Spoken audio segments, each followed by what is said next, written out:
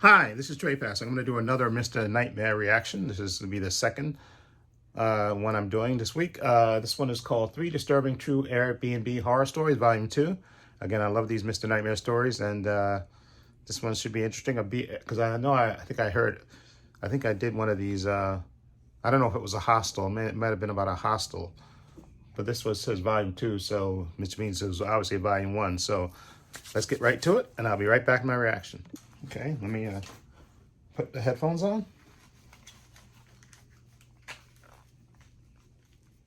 Okay, there we go. Let's get to it. Okay, now, okay, here we go right now. Again, this is 3 Disturbing True Airbnb Horror Stories, Volume 2. Okay, here we go right now. Here we go right now. Go. Airbnb Horror Stories. Story 1 by Jerry Capp. I rent out my South Carolina house on Airbnb whenever I'm not using it. Okay. It's a modest 3-bedroom, 1-bathroom house by the beach. Okay. 2 of the bedrooms are guest rooms, which are accessible to the people renting it.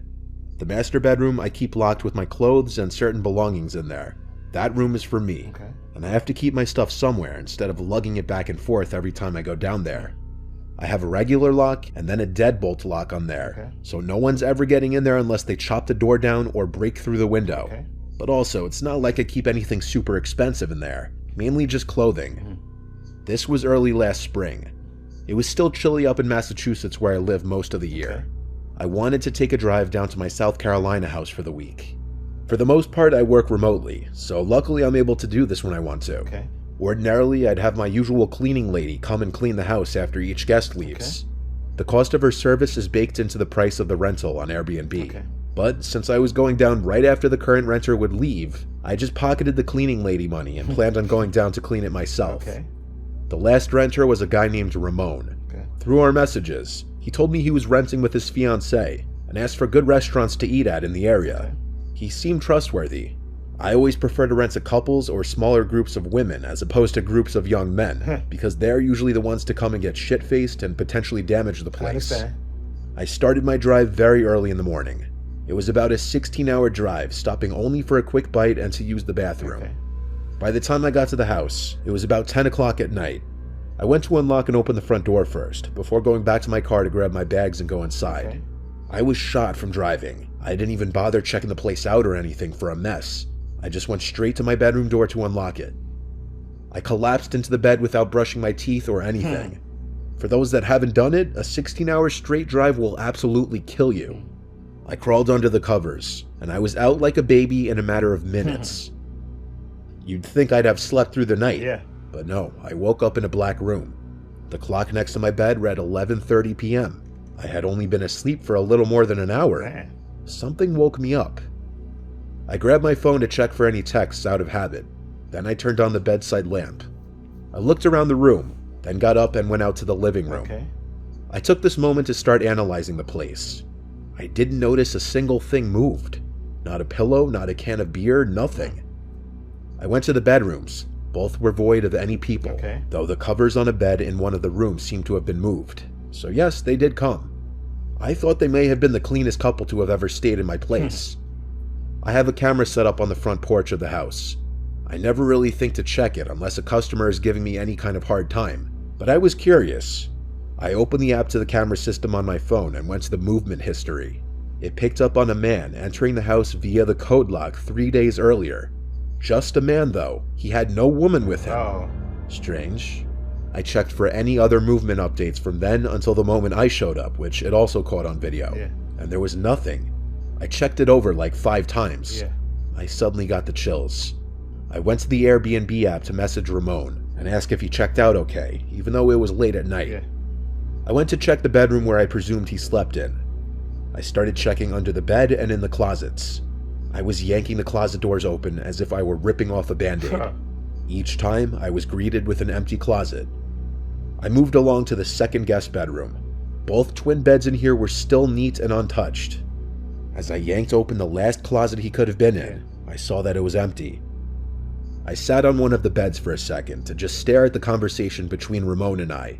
That's when I heard the master bedroom door click shut, quietly, in a way that a person would have done it, not a draft.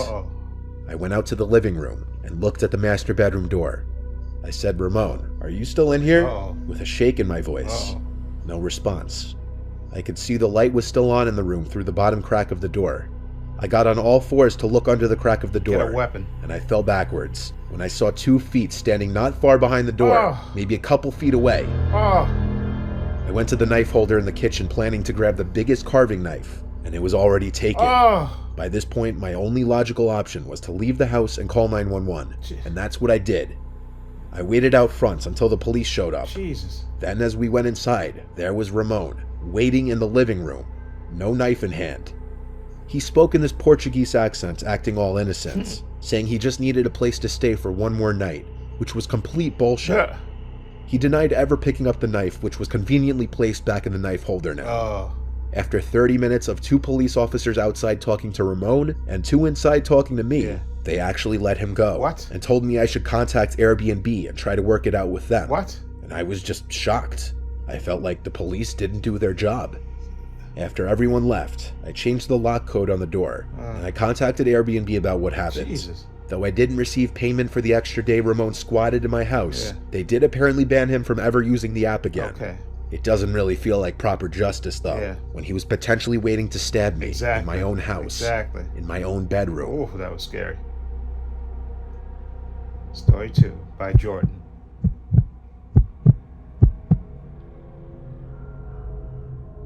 I'm 26 years old, still living with my parents. I'm not content with my job, and I'm in a relationship that I'm not too sure about. To say I've been stressed would be a monumental understatement. My mom and I were not getting along one week, and everyone was just bothering me. I wanted to escape for a weekend. I looked into little 1-bedroom Airbnbs up in the mountains, and found one for cheap. It was in Troutdale, Virginia, a couple hours away from us. And based on the pictures, it was this nice, private, and peaceful-looking little place surrounded by woods. It was the fall, too, so the foliage was going to be beautiful. I told my parents I was going there for the weekend. My mom seemed overly happy about me leaving for the weekend. My girlfriend was more so just confused, finding it weird and suspicious that I was going away to some random cabin in the woods alone for a weekend. Exactly, that is weird. When Friday came, I packed a backpack full of clothes, toiletries, and my laptop, and I headed out for the road. It was around a 2.5-hour drive door to door. The area of Troutville was very quiet and scenic. It was a perfect escape from suburbia back home. I needed a nice weekend just to spend to myself. I was driving up a gravel road when my GPS told me I arrived. I saw an opening in the trees next to the road. The instructions the owner of the Airbnb gave me were to cut through this opening onto the grass and up the little hill. I did exactly this, and there I saw the cute little house sitting at the top of the hill. The second I stepped out of the car, I inhaled the fresh rural air, instantly feeling happy I did this. The owner told me where to find the key to the front door. I let myself in and checked the place out. It was a nice cozy living room, small kitchen, bathroom, and 1 loft bedroom that you had to climb a ladder-like stairway to get up into, and there was a circular window over the bed. Lots of light got into the house, which was nice. I went out to walk some of the trails the owner told me about a 5-minute drive away. By yourself? On the drive back to the house afterwards, I noticed these 2 guys walking down the gravel road. What? And as my car was passing, they literally stopped in their tracks to turn and look at me as I passed. I waved and smiled, thinking they were friendly locals, but they didn't wave back. It was completely off-putting. They looked at me as if my driving down the road was a crime. I didn't look back. I turned into the entrance of the property and back up the hill. I started reading one of the books I brought with me in the living room with the fireplace going. It was incredibly cozy. The sun was on its way down, and after reading a chapter of my book, I realized I was getting hungry. I went outside to my car, about to drive to the nearest Walmart, when I noticed 2 men kind of running into the woods down the hill by the entrance of the property, probably in response to seeing me come outside. I wondered if it was those 2 guys from the road earlier. It was incredibly strange. I suddenly decided to take my laptop and backpack with me in the car while I was gone just to be safe. On the drive into town, I messaged the owner letting him know about this. He replied saying it's nothing to be alarmed about. There's a lot of teens in the area that walk around. What? So I dismissed it. I drove like 20 minutes to the closest Walmart since there were literally no grocery stores in the area. Uh-oh. I picked up a few food items to hold me over. Some milk, granola bars, fruit, frozen dinners, bread, and cold cuts. By the time I got back to the Airbnb, it was completely pitch black out. There were no streetlights on these gravelly roads. And with no neighboring houses, truly the only light was from my headlights. It was creepy for sure. I pulled up to the hill to the little house. It was almost hard to find in the dark. I grabbed my backpack and the grocery bag and went up to the house in the dark, using my phone's flashlight to see. Once inside, I locked the door immediately. It was creepy out there. I ate real quick and went back to reading my book by the fire, and pretty soon the lights to the room suddenly cut out, and the only light in the entire house was from the fireplace. I tried flicking on anything electric, but the power was gone. I went to message the owner again, who swiftly replied back to check the main breaker in the circuit box outside by the telephone pole near the back of the house. I didn't reply. There was no way in hell I was going out there. I was already paranoid from earlier. And why would the power be randomly cut out anyway? Something was off. I heard a creak in the floorboard from the darkest corner of the room by the bathroom door. I looked over and saw this tall, looming figure in the doorway of the bathroom, lit up only by the fireplace. My worst fear had been realized. This was actually happening. A soft yet deep and disturbing voice told me to remain calm and give him everything I had. I was so scared I could barely speak. I said all I had was my laptop and some clothes. He told me to empty my wallet of all my money, which I did. As he stood in the doorway, I still couldn't see his face. He told me to go into the kitchen and stay there. Moments later, I heard the door to the house close. I looked into the living room. My laptop, backpack, and money was all gone. I called 911 quietly to report a robbery. 20 minutes later, an officer arrived. I described the two guys I'd seen walking down the street earlier that day, assuming it was them working together on this. Basically, all the officer could tell me was that they'd be on the lookout for anyone matching those descriptions. I messaged the owner to tell him what happened, and he was sympathetic at first, or so it seemed. He said I could go home the next day, but he didn't want to refund me for my horrible experience. A trip I thought would be a nice detox for a stressful point in my life only made it worse. Luckily, my laptop was only like $400, and I didn't pack any expensive clothing, but it was still the scariest experience of my life. There is a small part of me that believes the Airbnb host may have something to do with it. Could be. Because I still have no idea how that guy got into the house. And your mistake is going up there with no weapon. Story 3 by Big J.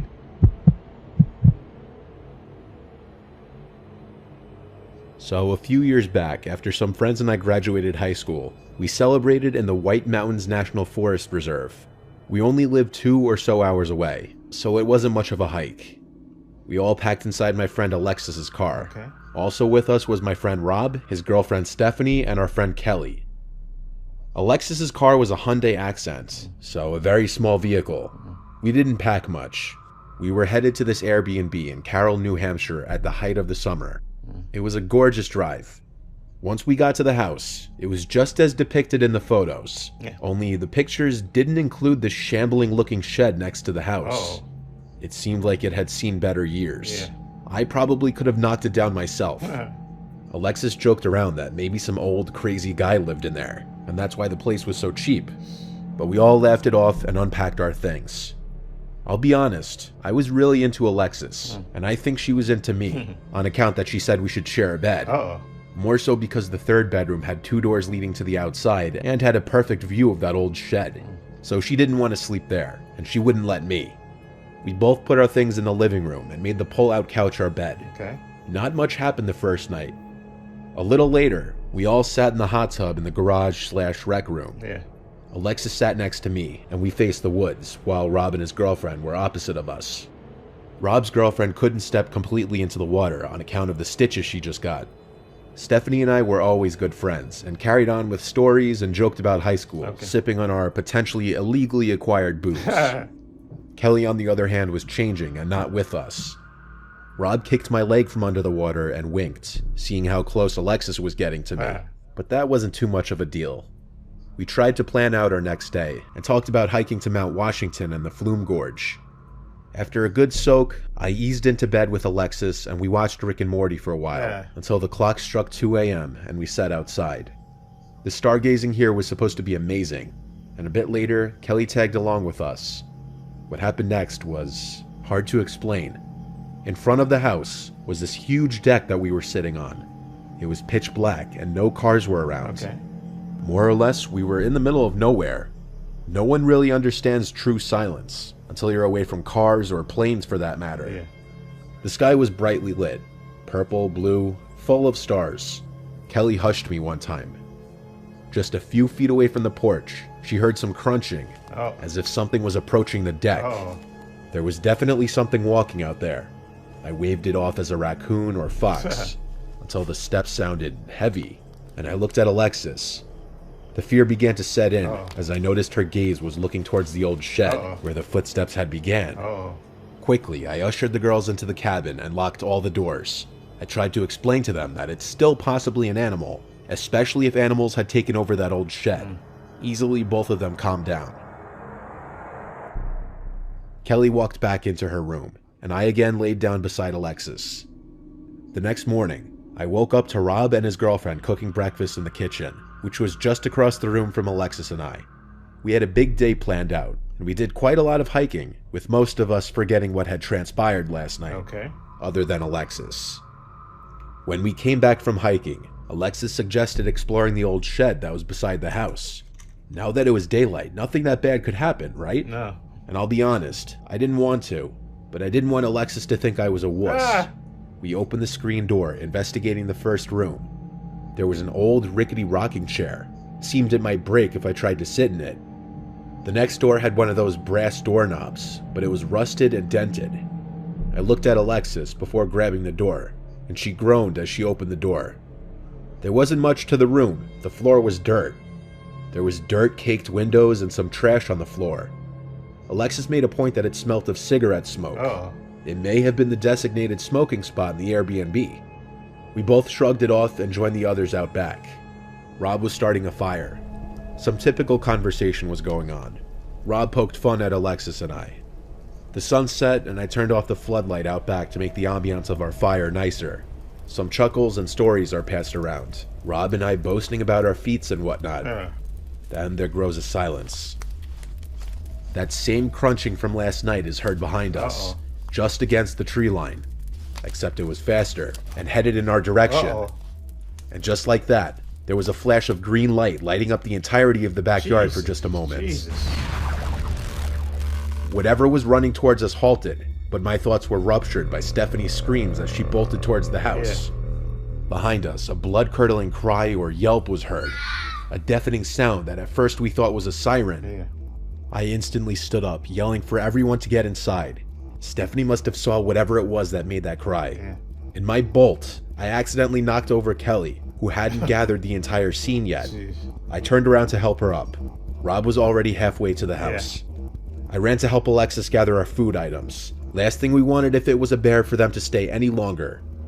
After that, I rushed Alexis to the back door, where Rob was waiting for us with some kind of bear spray. I already at this point had my Bowie knife out. I commanded him to go in, but he yelled at me to go in because he's got the range. The two of us saw this black mass walking along the outskirts of our fire. We didn't stay long enough to find out what it was. After meeting the girls in the living room, we called the police immediately. The officer reported to the house and looked all around with his flashlight, finding nothing. He clarified to us that the flash was due to lightning striking a nearby power line or transformer. As for the thing, he said it was likely a fisher cat or something. But Stephanie said that she saw a man, hunched over with a cloak or blanket hung over him. Least to say, we didn't stay the next night over. The sheer paranoia of someone or something stalking us in the woods was reason enough. To say the least, we haven't returned to the mountains since. Who knows what's crawling around in those woods.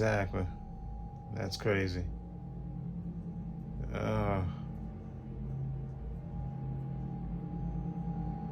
Whoa.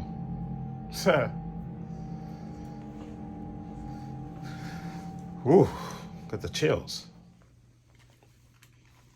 Okay, put that up there. There we go. Sorry about that. Anyway, those are 3 good stories. The first story, with the guy, see, that's always risky.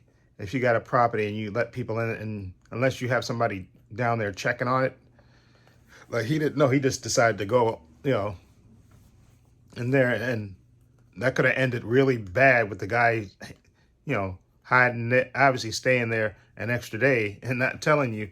And exactly, he, like I said, he pulled the kitchen knife out, so he could have, what would have been, actually, no, that's not, I was thinking now I think about it, like I said, because he was staying the extra night, and then he didn't know you was coming, so maybe he thought you were breaking in the house. He didn't know it was you, although he shouldn't know it was you. I mean, if you, especially since you went into, although, like I said, no, the master bed, if you went into the master bedroom, right, and that's locked and stuff, and you got into the house, obviously you have the code and stuff, so, although I was thinking maybe he thought maybe you were breaking in the house, even though it's your house, but that could have ended really tragically. Luckily, you didn't go into the room and stuff, and you ran outside and called the cops. Is that because, like I said, he just, apparently he wanted an extra night. Who knows? Because, like I said, I assume he didn't know that you were coming. That he wanted to kind of squeeze in an extra day in Airbnb, and but you showed up, and then he had to hide, I guess. So that kind of ended tragically. Even if, or suppose, like I say, he thought you were a burglar breaking in and stuff. Although, like I said, if you got the combo to get in and all that stuff, and to get into the master bedroom, which is locked, obviously it's you, and then he hid in the master bedroom, so he had to know it was you. So that was kind of freaky. Now that second story, the guy, being tired and stuff and wanted to get away. I don't care. Say you wanted to do that, right? Because it happens. People get stressed and why go up there with no weapons? You're going to go out to an isolated cabin in the woods by yourself with no weapons? That's insanity, okay? You're going to be out in the middle of nowhere, okay? Especially at nighttime, exactly. And then you saw those two guys staring at you because they probably didn't know that somebody was coming to that cabin. And they probably said, oh, he's by himself. And they probably were scoping you out, and they said, oh, he's by himself. Okay, and they probably scoped you out and know when you went to the store. So you drove off. They said, okay, let's go hide back in the cabin. So when he comes back, we'll rob him. And you said, I'll hide in the house. And you hit the circuit breaker outside by the junction box. And sure enough, they did that and basically robbed you. Not basically robbed you, and robbed you, okay? But like I said, if you had a gun with you, okay, you could have pulled that gun out and shot at his, and I guarantee he'd have ran. But going by yourself to a cabin in the middle of nowhere, I don't care how stressed you are, that's insanity, okay? That's by yourself in the middle of nowhere. You're asking for it, okay? This ain't, especially if you've seen movies, horror movies, you should know, never go in the middle of the woods by yourself with no weapons. That's insanity. Besides maybe bears getting you, or if there's, bears in the area or something, or just even humans with bad intentions, obviously, and there was someone with bad intentions, and they probably saw you up there and by yourself, which makes, but like I said, if you had a gun, okay, that would equal the odds, okay, that would have definitely equaled the odds, exactly. You saw him standing in the house there, you'd have pulled out that gun, he would have ran. You shot it, trust me, he'd have ran. Him and his family would have ran. They could have called the police, and maybe they could have caught him. You could have held him, and then, call the cops and stuff. But being by yourself, you're nuts. I don't care how stressed you are, okay? You do something else, okay? But don't go in the middle of nowhere. That's insanity. Going in the middle of nowhere, that's asking for it, okay? That's just insanity, because you're taking a chance, because you never know who's around. Exactly. And those guys obviously were scoping you out. And they robbed you. You lost the stuff, but that's insane. It could have ended. You never know, because suppose they wanted to murder you or something. That's you're just lucky you just got robbed. It could have ended really tragically. Okay, but never go by yourself into the middle woods. I don't care unless you got a weapon, and that weapon, by a weapon I mean gun. A knife ain't gonna do no good. A knife is not gonna do no good, because you're gonna have to get up close on somebody to stab them or something. At least with a gun, you can shoot at a distance and stuff and run. Yeah. But by yourself, you're asking for it. And out in the middle of nowhere, no lights around, all that stuff, you're asking for it. Yeah. You're asking to be a victim. Okay. Now, the third story with the couple and all that stuff. Still, even them, he just had a hunting knife and the one person had bear spray. No, if you're gonna go up there, especially in a group, okay, like that, you should have some weapons there to defend yourself, okay? Because you never know what's up there, okay? You never know what's up there. That could have been, like the cops, thought it was some kind of animal or something. But no, trying to explain it away, no. If you, like I said, if you had weapons, like rifles or something, you could have defended yourself. It's you, the two guys and the three girls. Like I said, if you had two weapons and stuff, then I'd feel secure. I would definitely feel secure. First of all, because you have safety in numbers, okay? Even though it's really 3 girls and 2 guys, but at least you have another guy with you. And if you have more than one weapon, don't have just one weapon, have like 2 weapons, okay? Maybe 3, okay? So that way y'all could defend yourself in case somebody, suppose some rowdy, pulls up, a group of guys pull up to the, to that cabin and stuff, drunk and everything, and start banging on the lesson or something like that, or see your campfire and pull up in there and say, yeah, you can't even scare them away or anything. What are you going to do?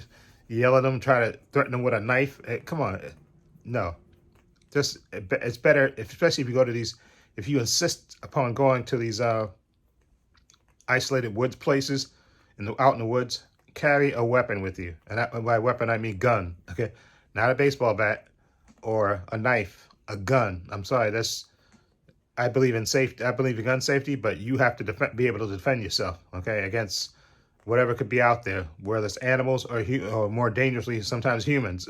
So you always got to be able to defend yourself. So, and then the other, like I said, the first guy with the Airbnb, him driving out there in the middle, again, especially if your thing is, at least with his thing, I'm assuming there was other houses and stuff nearby and stuff, so he wasn't by himself. But still, when you go into some place that's by yourself, I still think you should be able to defend yourself and not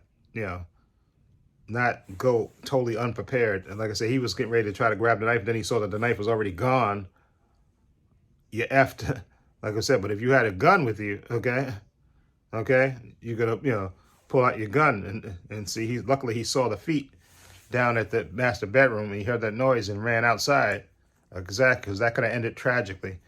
But again, these stories are good. These Airbnb stories, you got to be careful, especially if you're going to go in the middle of the night. Like I said, I still think that second guy is nuts going by. I don't care how stressed you are.